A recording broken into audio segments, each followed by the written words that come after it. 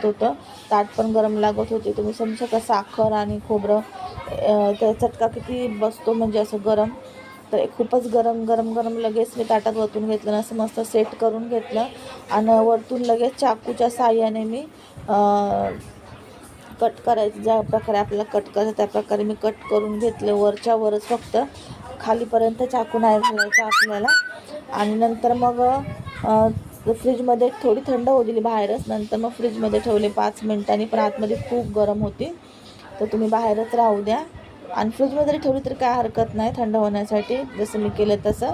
पण रात्रभर ठेवली होती, बरोबर होती ती. थोडी घाई तर तसंच होतं. तर हे बघू शकता, आता मी ना चाकून ह्याला कट करून घेते. असे वरच्यावरच फक्त आपल्याला कट करून घ्यायचं आहे, म्हणजे जेणेकरून जेव्हा थंड होईल बर्फी तेव्हा आपल्याला सोपं जाईल वड्या पाडायला.